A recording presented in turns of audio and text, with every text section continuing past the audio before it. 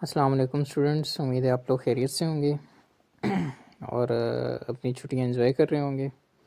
Lectures का जो मकसद है वो ये है कि आपका इन छुट्टियों के दौरान कोर्स एक दफ़ा रिवाइज़ किया जाए, बेसिक कॉन्सेप्ट्स को जो है वो एक दफ़ा दोबारा एक्सप्लेन किया जाए ताकि आप इन टच रहें कोर्स के साथ। फ़िज़िक्स में मैं हर वीक में आपको एक चैप्टर की रिवीजन कराऊंगा और उससे वेरी नेक्स्ट डे आपको ग्रुप के अंदर एक छोटा सा टेस्ट बना के भेज दूंगा। आपने उसको सॉल्व करके एक लिमिटेड टाइम के अंदर पीडीएफ बना के मुझे व्हाट्सएप करनी होगी। तो आज हम चैप्टर नंबर 1 फ़िज़िक्स का फ़िज़िकल क्वांटिटीज़ एंड मेजरमेंट इसको डिस्कस करते हैं। ये चैप्टर इम्पोर्टेंट है एग्ज़ाम के हवाले से। इसमें से एमसीक्यूज़ भी बनता है, शॉर्ट क्वेश्चंस भी बनते हैं, 3 या 2 शॉर्ट क्वेश्चन इसमें से लाजमी बनते हैं और लॉन्ग क्वेश्चन बनने की भी प्रोबेबिलिटी रहती है। तो स्टार्ट करते हैं जी फ़िज़िकल क्वांटिटीज़ से। फ़िज़िकल क्वांटिटीज़ हमारे पास क्या होती हैं? तो बेसिकली हर वो क्वांटिटी के जिसकी मेजरमेंट को हम किसी नंबर से रिप्रेजेंट कर सकें उन्हें फ़िज़िकल क्वांटिटीज़ कहते हैं। मिसाल के तौर पे अगर आपने किसी चीज़ की लेंथ को मेजर करना है तो मैं आपको कहता हूँ कि एक टेबल है, इसकी लेंथ को मेजर करें, तो आप मुझे उसकी लेंथ कैसे बताएंगे कि इस टेबल की लेंथ लेट्स सपोज 10 मीटर की इक्वल है, ठीक है, या आप कहते हैं 15 मीटर की इक्वल है, या आप कहते हैं 20 मीटर की इक्वल है। तो यहाँ पे आप देखेंगे लेंथ को आप एक नंबर से रिप्रेजेंट कर रहे हैं कि लेंथ 10 मीटर है, 15 है, 20 है, वगैरह वगैरह। तो इसका मतलब है कि लेंथ कौन सी क्वांटिटी होगी, एक फ़िज़िकल क्वांटिटी होगी। सेम अगर मैं आपको कहूँ कि किसी चीज़ का मैस मुझे बताएं तो आप कहते हैं 50 kg है, 60 kg है, 70 kg है। तो यहाँ पे आप क्या कर रहे हैं, बेसिकली मैस को एक नंबर से रिप्रेजेंट कर रहे हैं, तो इसका मतलब है कि मैस एक फ़िज़िकल क्वांटिटी है। फ़िज़िक्स के अंदर हम फ़िज़िकल क्वांटिटी से ही डील करते हैं। ढेर सारी फ़िज़िकल क्वांटिटीज़ हम जो है वो डिस्कस करेंगे इस पूरे चैप्टर के अंदर भी, इस पूरे कोर्स के अंदर भी आपका वास्ता पड़ेगा फ़िज़िकल क्वांटिटीज़ से।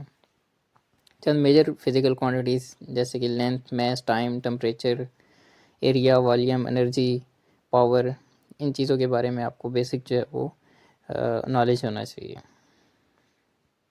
अच्छा, हमारे पास जितनी भी फ़िज़िकल क्वांटिटीज़ हैं इनको इनकी नेचर की बुनियाद पे 2 टाइप्स के अंदर डिवाइड किया जाता है। कुछ ऐसी क्वांटिटीज़ हैं कि जो फंडामेंटल हैं, बुनियादी हैं।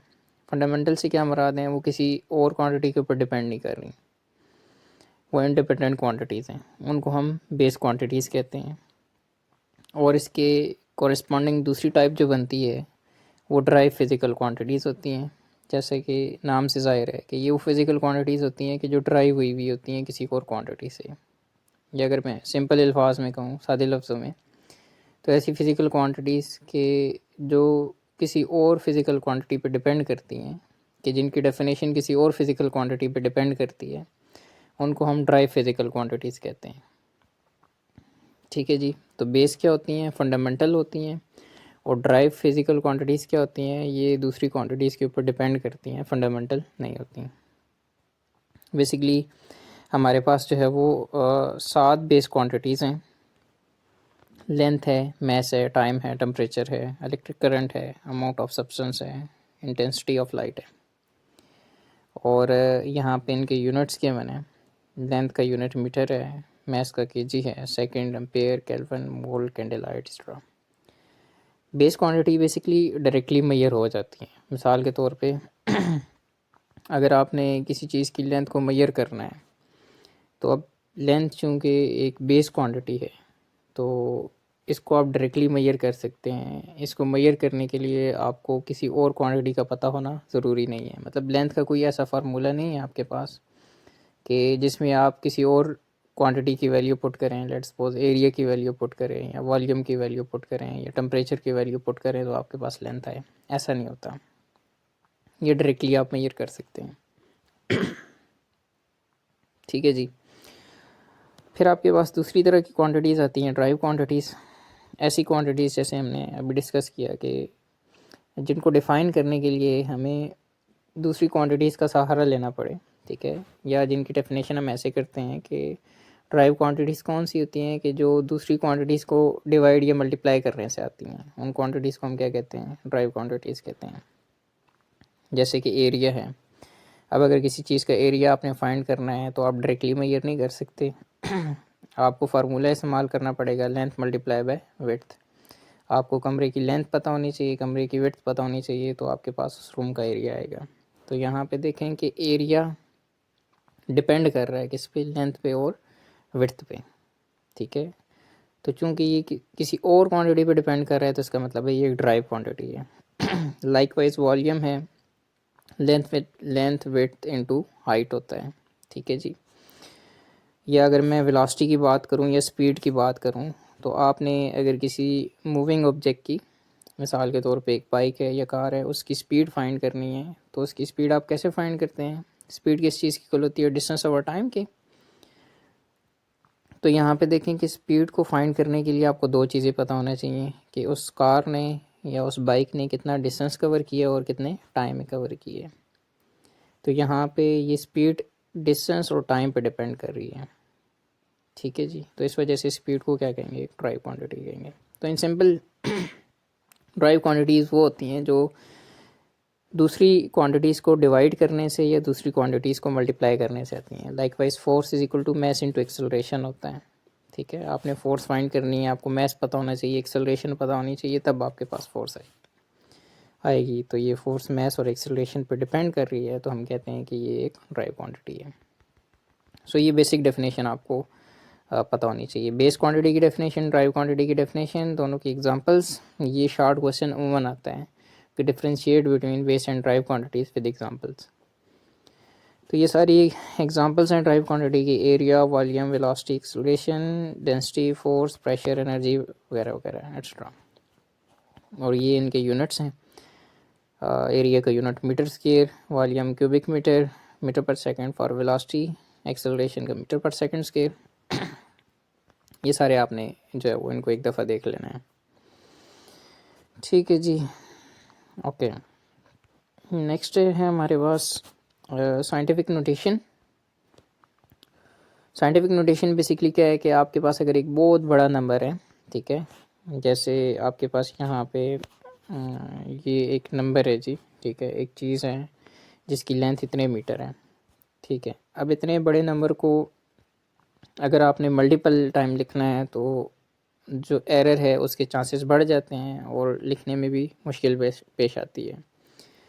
तो हम क्या करते हैं कि इस इतने बड़े नंबर को साइंटिफिक नोटेशन की फॉर्म लिखते हैं। साइंटिफिक नोटेशन क्या होती है? बेसिकली 10 की पावर की फॉर्म में किसी नंबर को लिखना, इसको साइंटिफिक नोटेशन कहते हैं। तो आपके पास अगर बहुत छोटा नंबर हो या बहुत बड़ा नंबर हो तो उसको इन जनरल साइंटिफिक नोटेशन की फॉर्म में लिखा जाता है। इसके बेसिक रूल्स जो हैं वो उनको एक दफ़ा देख लीजिएगा। यह सच इम्पोर्टेंट नहीं है, एमसीक्यूज़ में कभी कभी आ जाता है। एमसीक्यूज़ में भी बेसिकली आपको अगर ये प्रीफिक्सेस के बारे में पता हो तो एमसीक्यूज़ मेनली इन प्रीफिक्सेस में से बनता है। लाइक वो आपसे पूछ सकता है कि बेसिकली 10 की पावर जो 6 है इसको आप क्या नाम देते हैं, या 10 की पावर -6 है इसको आप क्या नाम देते हैं। तो इस तरीके से एमसीक्यूज़ पूछे जाते हैं। प्रीफिक्सेस बेसिकली क्या है कि कुछ सर्टन 10 की पावर्स हैं जिनको हम नाम दे देते हैं स्पेसिफिक। जैसे यहाँ पे 10 की पावर 3 है, 10 की पावर 3 जब भी आएगी तो इसे हम किलो कह सकते हैं, इसकी जगह के लिख सकते हैं, किलो, ठीक है। जैसे 1000 ग्राम है, तो 1000 ग्राम को अगर साइंटिफिक नोटेशन में 1000 को लिखेंगे तो 10 की पावर 3 बनेगा। तो 10 की पावर 3 को केजी कहा जा सकता है, के कह सकते हैं, किलो कह सकते हैं। तो यहाँ पे 10 की पावर 3 की जगह हम के लिखें तो ये 1000 ग्राम क्या बन जाएगा? केजी बन जाएगा। इनको एक दफ़ा जो है वो सबको देख लीजिएगा, आपको बेसिक आइडिया हो जाएगा इन चीज़ों का। चंद एग्जांपल्स हैं कि आपको अगर एक नंबर दिया जाए और कहा जाए कि इसको साइंटिफिक नोटेशन की फॉर्म में लिखें तो आप कैसे लिख सकते हैं। तो इनको आपने देखना है, ये इसमें से कोई क्वेश्चन बन सकता है, शॉर्ट क्वेश्चन बन सकता है, लेकिन कम प्रोबेबिलिटी है इस टॉपिक में से क्वेश्चन बनने की। फिर भी मैं एक एग्ज़ाम्पल के तौर पे इसको अगर आप देखें तो एक वैल्यू है 86,400। तो यहाँ पे मैं इसको ऐसे 0.0 लगा सकता हूँ, यहाँ पे मैं कंसिडर करता हूँ ये पॉइंट है और ये 0।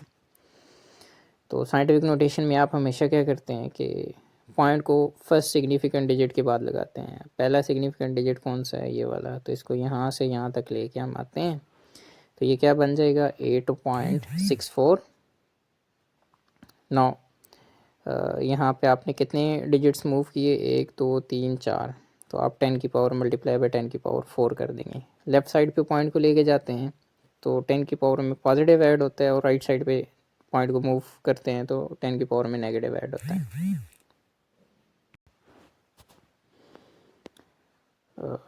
नेक्स्ट आपके पास है scalars and vectors.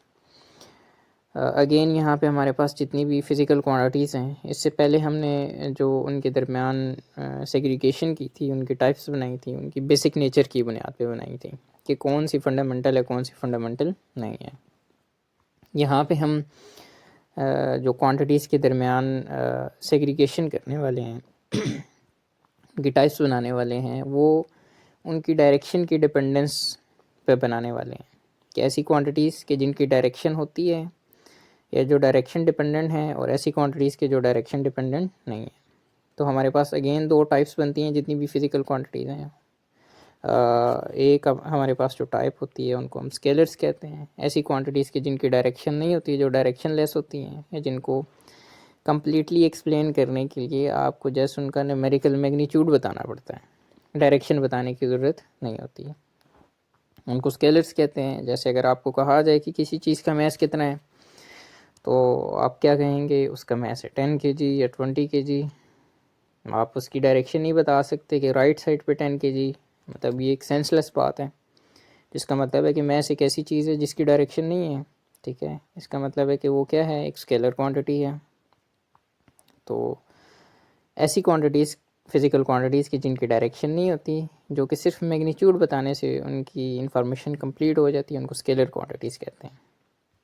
Scalar quantities के ऊपर सिंपल अलजेब्रा अप्लाई होता है, मतलब जिस तरीके से नॉर्मली आप क्वांटिटीज़ को प्लस करते हैं, माइनस करते हैं, मल्टीप्लाई करते हैं या डिवाइड करते हैं, स्केलर क्वांटिटीज़ उसी तरीके से डिवाइड होती हैं, ठीक है। जैसे 2 + 2 क्या होता है, 4 होता है।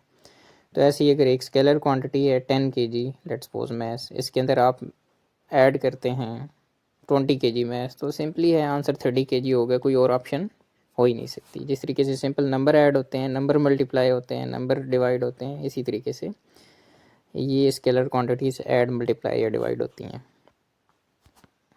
ठीक है जी। और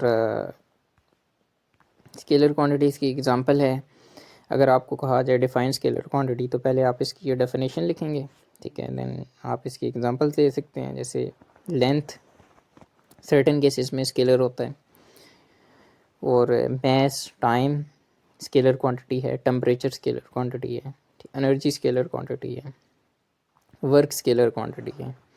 तो ये सारी आप एग्जांपल दे सकते हैं स्केलर क्वांटिटीज़ की। ओके जी, नेक्स्ट हमारे पास है वेक्टर क्वांटिटीज़। ऐसी क्वांटिटीज़, अब इसके कन्वर्स में दूसरी टाइप आ रही है, ऐसी क्वांटिटीज़ के जिनको कम्प्लीटली एक्सप्लेन करने के लिए आपको मैग्नीट्यूड के साथ डायरेक्शन बतानी पड़े।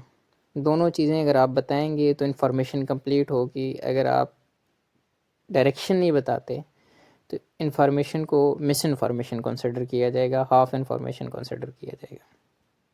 तो ऐसी क्वांटिटीज़ के जिनको कम्प्लीटली एक्सप्लेन करने के लिए मैग्नीट्यूड और डायरेक्शन बतानी पड़े, दोनों चीज़ें बतानी पड़े, उनको वेक्टर क्वांटिटीज़ कहते हैं। लेट्स सपोज सबसे बेसिक जो एक वेक्टर क्वांटिटी होती है वो पोजीशन होती है। मिसाल के तौर पे ये एक रूम है और उसमें ये एक पर्सन खड़ा हुआ है, तो आपने इसकी पोजीशन बतानी है। तो आप कहते हैं कि ये वाला जो कॉर्नर है, इससे 1 मीटर के फासले पे दाएं तरफ ये बंदा खड़ा हुआ है, ठीक है। अब आपने इसकी पोजीशन बताने के लिए दो चीज़ें बताई, एक तो ये कितने फासले पे खड़ा हुआ है, आपने कहा 1 मीटर के फासले पे, और किस साइड पे खड़ा हुआ है, राइट साइड पे, ठीक है। तो अब आपने ये दो चीज़ें बताई तो इन्फॉर्मेशन कंप्लीट हुई। अगर आप ये कहते हैं कि ये इस कॉर्नर से 1 मीटर के फासले पे खड़ा हुआ है, तो ये मिस इन्फॉर्मेशन कंसिडर होती। क्यों? क्योंकि हो सकता है ये 1 मीटर यहाँ पे खड़ा हो मुमकिन है, आपने कहा 1 मीटर के फासले पे खड़ा हुआ है, तो मैं ये परसीव करता हूँ कि हो सकता है ये यहाँ पे खड़ा हो, क्योंकि ये डिस्टेंस भी तो 1 मीटर है, ठीक है। अच्छा, यहाँ पे भी वो 1 मीटर के, मैं ये परसीव कर सकता हूँ कि यहाँ से ऐसे 1 मीटर के फासले पे ये खड़ा हो सकता है। तो ये मिस इन्फॉर्मेशन कंसिडर होती है, आप इसकी पोजीशन को कभी भी एग्जैक्ट लोकेट नहीं कर सकते। लेकिन अगर मैं ये कहता हूँ कि इस कॉर्नर से ये 1 मीटर राइट साइड पे खड़ा हुआ है, तो एग्जैक्ट इसकी जो लोकेशन है आप इसको क्या कर सकते हैं, लोकेट कर सकते हैं। तो पोजीशन को बताने के लिए आपको मैग्नीट्यूड और साथ में डायरेक्शन दोनों बताना ज़रूरी होती है। तो ये एक सिंपल एग्जांपल थी वेक्टर्स की। पोजीशन सबसे बेसिक वेक्टर क्वांटिटी होती है, फिर उसके बाद डिस्टेंस डिस्प्लेसमेंट आती है, सॉरी, फिर वेलोसिटी, एक्सेलरेशन, और इस तरीके से जो है वो फोर्स वगैरह, ये सारी वेक्टर क्वांटिटीज़ बनती हैं। चीज़ हमेशा याद रखें, जब भी किसी फार्मूले में कोई वेक्टर किसी स्केलर से डिवाइड हो रहा हो तो, या किसी स्केलर से मल्टीप्लाई हो रहा हो, तो हमेशा बनने वाली क्वांटिटी एक वेक्टर होती है। जैसे आपके पास फार्मूला है F = mass into acceleration, acceleration vector है, मास स्केलर है। तो मैंने कहा कि जब भी वेक्टर स्केलर से मल्टीप्लाई या डिवाइड हो रहा हो तो आउटपुट आने वाली क्वांटिटी हमेशा वेक्टर होगी। ठीक हो गया जी। जैसे मोमेंटम की बात करें, मोमेंटम का फार्मूला होता है मास इंटू वेलोसिटी। अब मोमेंटम एक वेक्टर क्वांटिटी है कि स्केलर? सिंपल आंसर है, वेलोसिटी वेक्टर है, मास स्केलर स्केलर है, दोनों को मल्टीप्लाई किया तो ये जो क्वांटिटी बनेगी वेक्टर होगी। आगे चले जी, वेक्टर को रिप्रेजेंट कैसे किया जाता है? तो हर वो क्वांटिटी जो वेक्टर होती है उसके सिंबल के ऊपर एक एरो लगाया जाता है। जैसे फोर्स एक वेक्टर क्वांटिटी है तो फोर्स का सिंबल होता है m, आपने इसके ऊपर एरो लगा दिया तो ये एरो बता रहा है कि ये क्वांटिटी क्या है, एक वेक्टर है। या आप इसे बोल्ड कर दें या इसके नीचे लाइन लगा दें, ये बहुत सारे तरीके हैं वेक्टर क्वांटिटीज़ को रिप्रेजेंट करने के। नेक्स्ट, ये एक लॉन्ग क्वेश्चन बनता है, steps to represent a vector in coordinate system. Coordinate system के अंदर आप किसी वेक्टर को कैसे रिप्रेजेंट करते हैं? तो ये स्टेप्स जो हैं, ये लॉन्ग क्वेश्चन बनाता है कि आपने ये स्टेप्स लिखने होते हैं। देखिए, वेक्टर को दो तरीके से रिप्रेजेंट किया जाता है, आपको पता है। एक तो जो है वो आप उसको एरो डाल के रिप्रेजेंट करते हैं और उसकी वैल्यू को लिखते हैं। मिसाल के तौर पे एक फोर्स है, एक ऑब्जेक्ट है जिसके ऊपर फोर्स लग रही है, एक पर्सन है जिसके ऊपर फोर्स लग रही है 10 न्यूटन की राइट साइड पे। तो ये एक तरीका ये है कि आप इसको लिख के रिप्रेजेंट करें 10 न्यूटन राइट साइड। दूसरा ये है कि आप एक एरो लगाएं राइट साइड पे, तो ये एरो भी बेसिकली इस फोर्स के वेक्टर को रिप्रेजेंट कर रहा है। तो दो तरीके से एरो लगा के भी वेक्टर को रिप्रेजेंट किया जा सकता है, लिख के भी किया जा सकता है, बट दोनों केसेस में डायरेक्शन बताना ज़रूरी होता है। सो कोऑर्डिनेट सिस्टम के अंदर हम एरो लगा के किसी वेक्टर को रिप्रेजेंट करते हैं। लाइक अगर एक ऑब्जेक्ट है जिसके ऊपर इस डायरेक्शन में एक फोर्स लग रही है 50 न्यूटन की, तो अब आप इसको कोऑर्डिनेट सिस्टम के अंदर कैसे रिप्रेजेंट करेंगे? सबसे पहले आप क्या करते हैं, स्केल सेलेक्ट करते हैं कि ये जो एरो मैं लगाने लगा हूँ इसकी जो 1 सेंटीमीटर की लेंथ है ये 10 न्यूटन को रिप्रेजेंट कर रही है, मिसाल के तौर पे। इस तरीके से आप एक स्केल सेलेक्ट करते हैं। तो 50 न्यूटन की फोर्स के लिए आपको 5 सेंटीमीटर की लाइन लगानी पड़ेगी। ठीक है जी। फिर किस डायरेक्शन में लग रही है? इस डायरेक्शन में फोर्स लग रही है, तो आगे क्या लगा दें, एरो लगा दें। तो इस तरीके से आप किसी कोऑर्डिनेट सिस्टम के अंदर किसी वेक्टर को रिप्रेजेंट कर सकते हैं। ठीक है जी। यहाँ पे ये 4 स्टेप्स हैं, इनको आपने देख लेना है। ओके जी। Adding vector quantities. Vector quantities को ऐड कैसे किया जाता है? अब आपके पास ये जो वेक्टर क्वांटिटीज़ हैं ये सिंपल नंबर्स के तौर पे ऐड नहीं होती हैं। इनको ऐड करने के लिए, मल्टीप्लाई करने के लिए डिफरेंट रूल्स हैं। मतलब नॉर्मली क्या होता है कि आप जैसे स्केलर्स में 2 + 2 = 4 है, तो यहाँ पे ऐसे नहीं होता। एक वेक्टर है जिसका मैग्नीट्यूड 2 है और दूसरा वेक्टर है जिसका मैग्नीट्यूड 2 है, तो इनकी जो एडिशन है इसका रिज़ल्ट 4 भी आ सकता है और 4 से कम भी आ सकते हैं। मैक्सिमम कितना आ सकता है? 4 आ सकता है, 2 + 2 4 होता है। और मिनिमम कितना आ सकता है? इन दोनों को माइनस करें तो 0। 0 से लेके 4 तक कोई भी वैल्यू इनकी आ सकती है, इनकी एडिशन की, दो वेक्टर्स की जिनका मैग्नीट्यूड 2 एंड 2 है। तो बेसिकली यहाँ पे दोनों वेक्टर्स की डायरेक्शन मैटर कर रही होती है कि वो किस डायरेक्शन में एक दूसरे से इंटरेक्ट कर रहे हैं। सो बहरहाल अगर आपके पास दो वेक्टर गिवन हैं, ठीक है, एक वेक्टर ये है और एक वेक्टर ये है और इनके दरमियान एंगल ये है, तो आपने इनकी एडिशन निकालनी है। तो मैंने आपको एक फार्मूला बताया था, a² + b² + 2ab cos theta whole का अंडर रूट, वो आपने लिखा होगा। उसमें वेक्टर ए का मैग्नीट्यूड पुट करें, बी का मैग्नीट्यूड पुट करें, एंगल पुट करें, तो उनका रिजल्टेंट जो होता है, आंसर होता है, वो निकल आता है। बहरहाल दूसरा तरीका हेड टू टेल रूल है। दोनों वेक्टर्स को कोऑर्डिनेट सिस्टम के अंदर ड्रा करें। वेक्टर ए के पहले वेक्टर के हेड के ऊपर दूसरे की टेल रखें और उसे ड्रा करें। मतलब पहला वेक्टर अगर ऐसे इधर लग रहा है, दूसरा वेक्टर इधर लग रहा है, तो आपने क्या करना है, ए के हेड के ऊपर बी की टेल रखनी है और पहले की टेल से आखिरी के हेड तक एक रिजल्टेंट वेक्टर ड्रा कर देना है। ये रिजल्टेंट वेक्टर बेसिकली इन दोनों का सम है। अब इसके रिजल्टेंट के मैग्नीट्यूड को आप कैसे निकालते हैं, तो ये वेक्टर ड्रा करते वक्त आपने जो स्केल सेलेक्ट किया था, जैसे कि ये फोर्स के वेक्टर है और आपने स्केल सेलेक्ट किया था कि 1 centimetre is equal to 10 newton, तो ये रिजल्टेंट वेक्टर निकलता है 7 सेंटीमीटर का, आता है 60 सेंटीमीटर का। तो इसका मतलब है कि रिजल्टेंट फोर्स कितनी होगी, 70 न्यूटन। नेक्स्ट है जी हमारे पास मेजरिंग इंस्ट्रूमेंट्स। क्वांटिटीज़ हमने पढ़ ली, इनको मेजर करने के लिए जो चीज़ें इस्तेमाल की जाती हैं उनको इंस्ट्रूमेंट्स कहते हैं, मेजरिंग इंस्ट्रूमेंट्स। जैसे टाइम के लिए स्टॉप वॉच इस्तेमाल होती है। लेंथ के लिए हम 3 तरह के बेसिक चीज़ें इस्तेमाल करते हैं। एक हमारे पास मीटर रॉड है, इसका जो लीस्ट काउंट होता है, लीस्ट काउंट बेसिकली आपको पता है ऐसी चीज़ को कहते हैं कि जो मिनिमम वैल्यू वो इंस्ट्रूमेंट मेजर कर सकता है, उसे लीस्ट काउंट कहते हैं। इसका लीस्ट काउंट 1 मिलीमीटर होता है। फिर अगर इससे छोटी लेंथ मेजर करनी है तो आपके पास आता है स्क्रू गेज, सॉरी, इसके बाद आपके पास आता है वर्नियर कैलिपर। वर्नियर कैलिपर का लीस्ट काउंट होता है 0.1 मिलीमीटर, ठीक है जी। और फिर अगर उससे भी छोटी लेंथ मेजर करनी है तो हम स्क्रू गेज इस्तेमाल करते हैं। तो ये 3 बेसिक इंस्ट्रूमेंट इस्तेमाल किए जाते हैं फिज़िक्स के अंदर, लैब्स के अंदर लेंथ को मेजर करने के लिए। मीटर रॉड से आप फेमिलियर हैं, इसका आपको लीस्ट काउंट के बारे में आइडिया होना चाहिए। एक सिंपल स्केल जो होता है वो एक मीटर रॉड होता है बेसिकली, येलो कलर का आपने देखा होगा। तो 1 मिलीमीटर या ऐसे बड़ी लेंस को मेजर करने के लिए ये हम इस्तेमाल करते हैं। नेक्स्ट हमारे पास वर्नियर कैलिपर होता है, इसका जो लीस्ट काउंट होता है ये 0.1 मिलीमीटर होता है। तो अगर किसी चीज़ की लेंथ बहुत छोटी है, 0.1 मिलीमीटर तक है, तो हम उसको मेजर करने के लिए फिर वर्नियर कैलिपर का इस्तेमाल करते हैं। ठीक है जी, ये आपको सामने नज़र आ रहा है, ये आउटर जाज होते हैं, इसके इनर जाज होते हैं।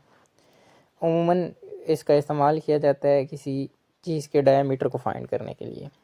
लेट्स सपोज आपके पास पेन या मार्कर की एक कैप है, इस तरीके से आपने इसका डायमीटर फाइंड करना है, तो आप क्या इस्तेमाल करेंगे, इन जनरल आप वर्नियर कैलिपर इस्तेमाल करते हैं। तो ये जो जाज हैं आउटर जाज कहते हैं, ये आउटर डायमीटर बाहर वाली दोनों जो पॉइंट्स हैं इनके दरमियान डिस्टेंस फाइंड करने के लिए, डायमीटर फाइंड करने के लिए। ये इनर जाज हैं, अगर आप उस जो कवर है पेन का, इसकी इनर जो साइड्स है इसका डायमीटर फाइंड करते हैं, अंदर से इसकी लेंथ कितनी बनती है, डायमीटर कितना बनता है। और ये एक स्ट्रिप होती है जो इसके अंदर होती है, जो बाहर निकल आती है, ये डेप्थ फाइंड करने के लिए होती है। एक जग है, इसकी डेप्थ आपने फाइंड करनी है, तो ये स्ट्रिप है, इसको निकालते हैं पूरा और इसके अंदर ही इंसर्ट करते हैं, तो आपके पास वैल्यू आ जाती है। लीस्ट काउंट कैसे निकालते हैं जी, ये वाला जो है इसका ये वर्नियर स्केल होता है और ये वाला इसका मेन स्केल होता है। तो smallest division on main scale divide by total number of divisions on vernier scale. जैसे कि इन जनरल आप जो वर्नियर कैलिपर लेते हैं उसके ये जो मेन स्केल होता है, इसकी ये जो 2 छोटी छोटी लाइनें होती हैं, इनके दरमियान जो डिस्टेंस होता है 1 मिलीमीटर होता है। तो स्मॉलर स्केल क्या हो जाएगा, 1 मिलीमीटर ऑन मेन स्केल। फिर आप लाइनें गिनते हैं कि ये वर्नियर स्केल के ऊपर टोटल कितनी लाइनें हैं। तो अगर ये 10 हैं तो नंबर ऑफ डिवीजन्स क्या हो जाएगा वर्नियर स्केल पे 10। दोनों को डिवाइड करेंगे, आपके पास ये आंसर आ जाएगा। हर जो वर्नियर कैलिपर होता है उसका लीस्ट काउंट 0.1 मिलीमीटर नहीं होता। ये छोटा सा यहाँ पे लिखा होता है इसका लीस्ट काउंट, बट अगर आपको खुद फाइंड करना पड़ जाए तो आप इस तरीके से इसका लीस्ट काउंट फाइंड कर सकते हैं। So taking measurement with vernier calliper, इसको देख लें कि आप क्या क्या चीज़ें जो हैं वो मेजर कर सकते हैं और किस तरीके से मेजर करते हैं। बहरहाल एक लैब का टॉपिक है, इसको मैंने आपको क्लास के अंदर एक्सप्लेन किया हुआ है। इन पॉइंट्स को आपने जैसे एक दफ़ा रीड आउट कर लेना है। डिजिटल वर्नियर कैलिपर है, कोई मेथड इस्तेमाल नहीं करना, कोई फार्मूले नहीं लगाने, इसके ऊपर डिजिटल एक लगी होती है, स्क्रीन लगी होती है। आपने किसी चीज़ का डायामीटर मेजर करना है, उसको इन जॉस के दरमियान रखें, ये आपको उसकी वैल्यू बता देगा। स्क्रू गेज है, एक ऐसा इंस्ट्रूमेंट है जो कि जिसका लीस्ट काउंट 0.01 मिलीमीटर, मतलब और ज़्यादा छोटी चीज़ कि जो वर्नियर कैलिपर से नहीं मेजर हो सकती, आप उसको कैसे मेजर करते हैं? स्क्रू गेज से मेजर करते हैं। इसका लीस्ट काउंट कैसे फाइंड करते हैं? Pitch of the screw gauge divide by total number of division on the circular scale. ये इसका सर्कुलर स्केल होता है, ठीक है। इस पे इन जनरल 50 या 100 डिवीजन होते हैं, ठीक है। पिच कैसे फाइंड करते हैं कि इसका ये जो मेन स्केल है, इस सर्कुलर स्केल को खोलेंगे तो नीचे आपको इसका मेन स्केल नज़र आएगा। तो आप एक दफ़ा सर्कुलर स्केल की रोटेशन पूरी करें तो अगर वो इतना पीछे आता है कि एक पॉइंट ही दरमियान से कवर होता है तो उसका मतलब है पिच 1 है। और अगर आधा वो कवर करता है डिस्टेंस एक कंप्लीट रोटेशन पे, तो इसका मतलब है कि पिच कितनी होगी? 0.5। तो इस तरीके से आप इसका लीस्ट काउंट निकाल लेते हैं। Positive zero error, negative zero errors, ये आपको एक्सप्लेन किए हैं, मैं इनको एक दफ़ा देख लीजिएगा। पॉजिटिव ज़ीरो एरर कब होता है और नेगेटिव ज़ीरो एरर कब होता है, ठीक है जी। इसकी मेजरमेंट्स कैसे लेते हैं ये भी आपको मैंने क्लास के अंदर प्रैक्टिकल करके बताया हुआ है। ये पॉइंट्स सारे एक दफ़ा रीड आउट करना, आपको समझ आ जाएगी। फिज़िकल बैलेंस है, पेपर के पॉइंट ऑफ व्यू से इतना इम्पोर्टेंट नहीं है। मैसेज को मेजर करने के लिए हम फिज़िकल बैलेंस का इस्तेमाल करते हैं, ठीक है जी। और इसका जो लीस्ट काउंट होता है वो 1 मिलीग्राम के इक्वल होता है, ठीक है जी। ये पेपर के पॉइंट व्यू से इतना इम्पोर्टेंट नहीं है, इसको बस एक दफ़ा जस्ट रीड आउट कर लीजिएगा। मेजरिंग सिलेंडर्स, किसी चीज़ के वॉल्यूम को मेजर करने के लिए मेजरिंग सिलेंडर्स इस्तेमाल होते हैं। अगर कोई लिक्विड है, पानी है, उसका आपने वॉल्यूम मेजर करना है तो आप उसको इस सिलेंडर के अंदर पुट करेंगे तो ये साथ में लाइनें आपको नज़र आ रही हैं, ये बेसिकली सेंटीमीटर क्यूब में आपको वैल्यू दे रही है। तो इसका मतलब है यहाँ तक पानी है तो इसका वॉल्यूम 60 सेंटीमीटर क्यूब है, यहाँ तक है तो 80 और 100, ठीक है जी। अगर आपने किसी इरेगुलर ऑब्जेक्ट्स का वॉल्यूम मेजर करना है तो आप उसको इसके अंदर इंसर्ट करें, पानी डालें और इसके अंदर उस इरेगुलर ऑब्जेक्ट को इंसर्ट करें, तो पानी का जितना वॉल्यूम इंक्रीज़ होगा इसका मतलब है कि आने वाले ऑब्जेक्ट का वॉल्यूम उतना है।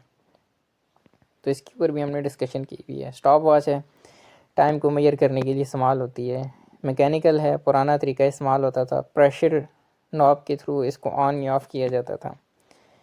डिजिटल है, नंबर लगे होते हैं ऊपर, ठीक है, और इलेक्ट्रिकल एक्टिविटी के थ्रू इसे ऑन या ऑफ़ किया जाता है। एरर्स हैं जी, किसी भी मेजरमेंट को आप लेते हैं, किसी टाइम को मेजर करते हैं या किसी चीज़ की लेंथ को मेजर करते हैं तो लाजमी नहीं है कि वो एग्जैक्टली जितनी है उतनी ही आपके पास आई है, उसमें कुछ ना कुछ एरर पॉसिबल है। अब वो एरर किस वजह से हो सकते हैं? वो एरर एक सबसे बड़ी रीज़न ये है कि आप जो इंस्ट्रूमेंट इस्तेमाल कर रहे हैं उसकी ख़राबी की वजह से हो सकते हैं, ठीक है, या आपने जो रीडिंग ली है वो इन प्रॉपर तरीके से ली है या आपने उसको इतना केयरफुली ऑब्जर्व नहीं किया तो उस वजह से भी एरर हो सकते हैं। सो एरर बेसिकली क्या होता है कि उस चीज़ की जो एक्चुअल वैल्यू थी माइनस मेजर्ड वैल्यू, ठीक है, actual value minus measured value, इसको आप एरर कहते हैं। दो तरह के एरर होते हैं, सिस्टमेटिक एरर होते हैं, रैंडम एरर होते हैं। सिस्टमेटिक जैसे नाम से ज़ाहिर है सिस्टम की ख़राबी की वजह से आते हैं, इंस्ट्रूमेंट ख़राब है तो जो एरर आएगा वो सिस्टमेटिक एरर होगा।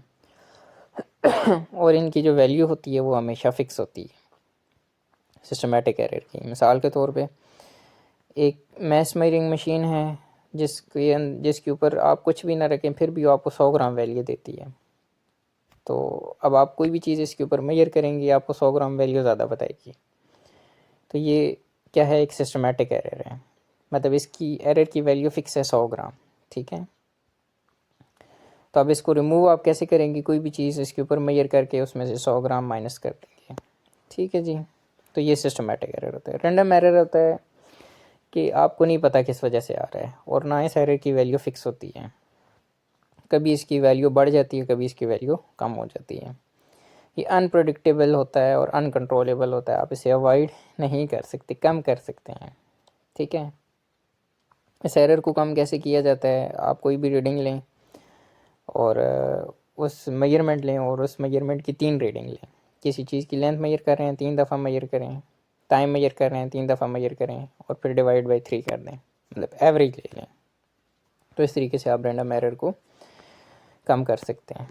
प्रिसीजन एंड एक्यूरेसी कोई भी मेजरमेंट लेते हैं, उसकी हेल्थ कितनी है आपको प्रिसीजन से पता चलता है और एक्यूरेसी से पता चलता है। प्रिसीजन सिंपली क्या होता है कि how close measured value with each other. आपने टाइम मेजर किया किसी चीज़ का, ये सिंपल पेंडुलम है, आपने इसका टाइम पीरियड मेजर किया, एक दफ़ा वैल्यू आई 10.1 सेकेंड, एक दफ़ा आई 10.2 सेकेंड, एक दफ़ा आई 10.3 सेकेंड। अब तीनों दफ़ा आपने एक चीज़ की टाइम की वैल्यू मेजर की और तीनों वैल्यूज़ करीब करीब हैं। ठीक है, तो इसका मतलब है ये एक प्रिसाइज मेजरमेंट है। ठीक है जी। एक्यूरेसी किसको कहते हैं कि measured value, how measured value is equal to actual value. तो जैसे यहाँ पे ये इसकी डेफिनेशन लिखी हुई है, प्रिसीजन की ये लिखी हुई है और एक्यूरेसी की है। मैं कहता हूँ कि एक्चुअल में इसकी वैल्यू जो थी वो बेसिकली वो इसकी एक्चुअल वैल्यू जो थी वो हमारे पास वो बेसिकली 10.5 सेकेंड थी इसकी, लेकिन हमने मेजर किया तो एक दफ़ा जो है वो 9.6 आ गया, एक दफ़ा 8.6 आ गया, एक दफ़ा 9.9 आ गया। तो ये 10.8 से डिफरेंस इनका काफ़ी ज़्यादा है, तो इसका मतलब ये एक्यूरेट वैल्यू नहीं है। हाँ, उसकी एक्चुअल वैल्यू 10.8 थी, आपने एक दफ़ा इसका टाइम पीरियड मेजर किया, 10.7 आया, 10.6 आया, तो ये करीब करीब वैल्यू हैं। इसका मतलब है कि ये जो आपने मेजरमेंट अभी ली है, जिस जो वैल्यूज़ दे रही है 10.6, 10.7, 10.9, 10.8, तो ये एक एक्यूरेट मेजरमेंट है। ठीक है जी। प्रिसीजन डिपेंड करती है लीस्ट काउंट पे। ठीक है जी। ओके, सिग्निफिकेंट फिगर्स, कोई भी आप मेजरमेंट लेते हैं तो उसके अंदर जो एक्चुअली एग्जैक्टली नॉन डिजिट्स होते हैं और फर्स्ट आउट फुल डिजिट होता है, उसको आप सिग्निफिकेंट डिजिट्स कहते हैं या सिग्निफिकेंट फिगर्स कहते हैं। ठीक है, इसकी जो साइंस है ये काफ़ी डीप, इसकी एक्सप्लेनेशन है, मैंने क्लास में एक दफ़ा बताई थी, इसको एग्जांपल लेके उसको देख लीजिएगा। सिंपली ये है कि आपको अगर एक नंबर दिया जाए तो यहाँ पे आप उसकी कैसे निकालते हैं कि उस वैल्यू के अंदर कितने सिग्निफिकेंट डिजिट्स हैं, तो उसके लिए कुछ रूल्स हैं, वो रूल्स आपको पता होनी चाहिए। जस्ट वो रूल्स मैं रिवाइज़ करवा रहा हूँ। अगर वो वैल्यू उसके अंदर 1 से ले के 9 तक कोई भी डिजिट है, 1 2 3 4 5 6 7 8 9, वो सारे सिग्निफिकेंट कंसिडर होंगे। जैसे ये आपको एक नंबर गिवन है, इसमें 23.457 एक वैल्यू है, तब ये देखें कि 1 से लेके 9 तक सबको हम सिग्निफिकेंट कहते हैं। इसका मतलब 2 भी सिग्निफिकेंट है, 3 भी, 4 भी, 5 भी और 7 भी, तो ये टोटल 5 सिग्निफिकेंट हो गए। ठीक है जी, 1 से लेके 9 तक का कवर हो गया। अब आते हैं 0 पे। तो 0 अगर 2 सिग्निफिकेंट डिजिट्स के दरमियान है तो सिग्निफिकेंट होगा, और अगर राइट साइड पे है और पॉइंट के बाद आ रहा है तो वो सिग्निफिकेंट होगा, और अगर वो राइट साइड पे है और पॉइंट के बाद नहीं आ रहा तो फिर वो सिग्निफिकेंट हो भी सकता है और नहीं भी हो सकता है, डिपेंड करता है कि लीस्ट काउंट कितना है। इसकी एक्सप्लेनेशन भी मैंने क्लास में करवाई हुई है। बहरहाल अगर 0 किसी सिग्निफिकेंट डिजिट के लेफ़्ट साइड पे है तो फिर वो कभी भी सिग्निफिकेंट कंसिडर नहीं होगा। ठीक है जी, तो ये आपने जो है वो याद रखना है। इसके अलावा एक और चीज़ यहाँ पे मेंशन नहीं है कि 10 की पावर, आप साइंटिफिक नोटेशन लिखते हैं जैसे 5.5 मल्टीप्लाई बाई 10 की पावर 6, तो अब इसमें इस पूरी वैल्यू में सिग्निफिकेंट डिजिट सिर्फ 5 है, 10 की पावर को कभी भी सिग्निफिकेंट कंसिडर नहीं किया जाता। राउंड ऑफ के रूल्स क्या होते हैं जी, अगर एक वैल्यू है उसमें आपने कोई नंबर राउंड ऑफ करना है, तो जैसे 6 7 8 1 को आपने राउंड ऑफ करना है, तो ये 5 से छोटा है तो सिंपली इसको हटा देंगे, 8 एज इट इज़ रहेगा। लेकिन अगर ये 5 से बड़ा है तो 8 को आप एक इंक्रीज़ करके 9 कर देंगे। लेकिन अगर ये 5 है तो फिर यहाँ पे आते हैं, अगर ये यहाँ पे ये जो इस चीज़ को राउंड ऑफ कर रहे हैं ये अगर 5 हो तो फिर उससे पिछले डिजिट पे आते हैं। अगर ये इवन हो तो एज इट इज़ रहता है, अगर ये ऑड हो तो इंक्रीज़ हो जाता है। अगर ये 8 है तो एज इट इज़ रहेगा, 7 है तो ये बढ़ के क्या हो जाएगा, 8 हो जाएगा। ठीक है जी, ये आपके पास चैप्टर नंबर 1 था। इसकी एक्सरसाइज के सॉल्यूशन मैंने आपको भेजे हुए हैं, उसको एक दफ़ा देखिएगा। और इसमें कोई क्वेश्चन है तो आप पूछ सकते हैं, और इसका टेस्ट मैं आपको कल शेयर करूँगा। ओके जी, थैंक यू।